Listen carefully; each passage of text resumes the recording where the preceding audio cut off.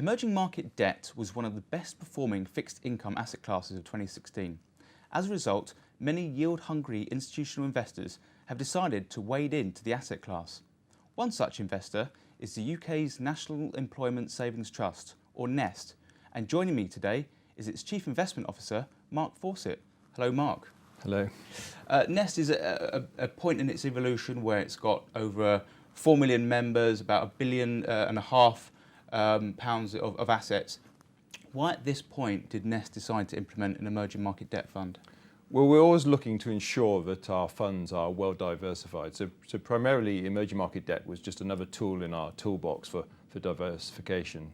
When we started looking at it in 2015, emerging market debt was somewhat out of favour, and we were thinking that we'd be adding to the emerging market asset class, and this would be a good way to go in a risk-controlled way.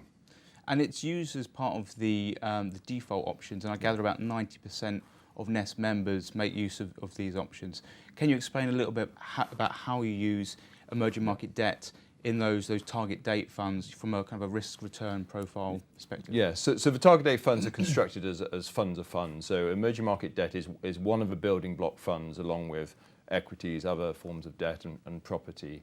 So we're looking for emerging market debt to add to our emerging market exposure. We've already got equities, and in particular we went down the active route. We think for credit markets, active management is a good way of improving risk-adjusted returns. So for us, it increased diversification, it improved the outlook for returns. You know, combining both sort of capital and income, it has delivered good returns for us. And it's also available as an option or part of options that members can make themselves. Do you know how popular or how much money has gone into the funds that way? Yes, so it's included, for example, in our higher risk fund, but about 99% actually of our members are in the default fund. So the fund choices are used by a number of members, but clearly the default fund is the most important.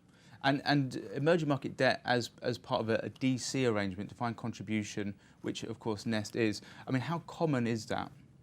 I think it's becoming more important. As you mentioned, you know, the asset class is beginning to perform well, so I think people will be taking more of a look at it. I mean, when we were looking at it, as I said, it was quite unpopular, and we've managed to time our entry into the market pretty well. So if you just look at the chart here in 2015, but the emerging market debt performed really badly. We were actually started investing at the start of 2016, so our timing looks pretty good.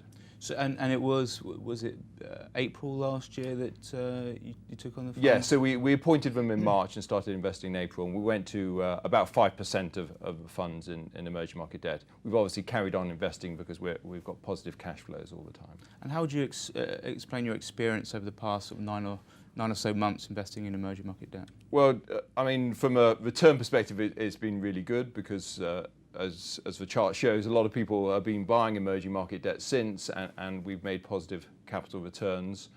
In addition, our fund manager has outperformed by about 500 basis points since inception, so that's added sort of icing to the cake.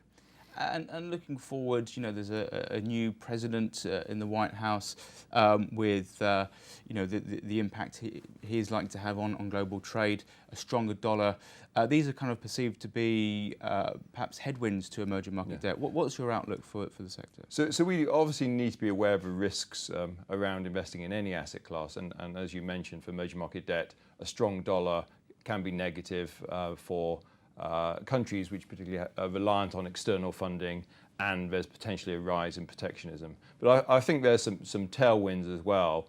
In particular, we expect global growth to remain reasonably positive, particularly with Trump potentially stimulating the US economy with fiscal stimulus.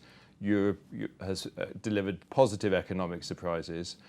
So that environment tends to be positive for emerging markets. At the same time, a lot of the emerging market countries have positive finances, both from a fiscal position and as you can see from the chart, their current account balances are healthy. So relative to a lot of developed markets which are struggling with debt, many emerging markets are relatively buoyant. But you need to be selective. So again, that's why, you know, having an active manager that can shift between different countries and different types of debt is important. Okay, Mark, thanks very much for your time today. Okay, thank you.